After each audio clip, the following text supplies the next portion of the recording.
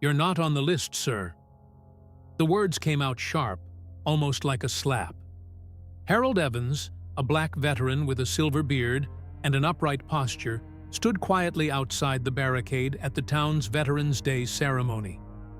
In his hand, he held a neatly folded piece of paper. His speech. The one he'd rewritten 5 times, pouring his heart into each line. He was ready. He thought he'd be heard. The event organizer avoided his eyes. "This ceremony is for scheduled speakers only. You'll need to leave the area." Behind the barricade, rows of decorated veterans were already seated.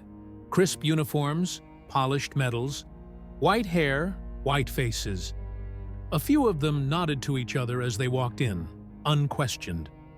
No one asked for their names. Harold exhaled. It wasn't new. He'd survived wars, injuries, missed birthdays, lost friends, but nothing ever hurt quite like this, being erased. He turned to leave. That's when he felt a tug on his sleeve. A little girl, maybe 7, stood beside him with serious eyes. "Are you a real soldier?" she asked. He looked down, smiled faintly. "I still am." She pointed behind him. The flag stuck. He turned. The American flag had twisted halfway up the pole, trapped. As if the country itself couldn't decide whether to rise or fall today. No one else had noticed. Officials were laughing, checking their watches, posing for photos. It was just a flag to them. Just another day. Harold looked at the girl, then at the flag. He didn't speak. He just stepped over the rope. A security guard immediately approached, but the little girl darted forward, arms wide. "Leave him alone! He's helping the flag!" The guard stopped, confused. Harold reached the pole. With one sharp, practiced tug, the rope untangled. The flag climbed higher, unfolding in the breeze. Bright, proud, free. A hush fell over the crowd. Even the feedback on the microphone died down. Then came the voice from the podium, hesitant, embarrassed. Let's welcome Mr. Evans to the stage. It seems we've overlooked one of our own." Harold turned to the girl.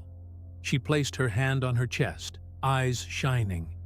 He stepped onto the platform, holding the speech he no longer needed.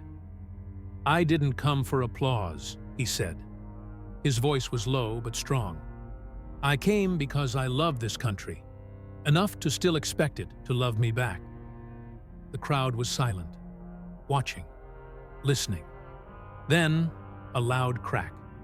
The back panel of the podium collapsed, revealing a metal plaque underneath.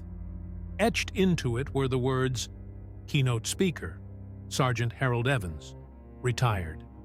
A murmur swept through the crowd. The mayor went pale. A staff member whispered urgently into a headset. "He was on the list. Someone removed him." Harold stared at the broken podium, then lifted his gaze to the people in front of him. "Funny thing about truth," he said quietly. "It has a way of rising, just like that flag." The veterans stood first, then civilians. One by one, the entire plaza rose to their feet. The little girl saluted him again, this time with a proud smile. And in that moment, the city finally heard him. Not because they were ready, but because silence was no longer an option.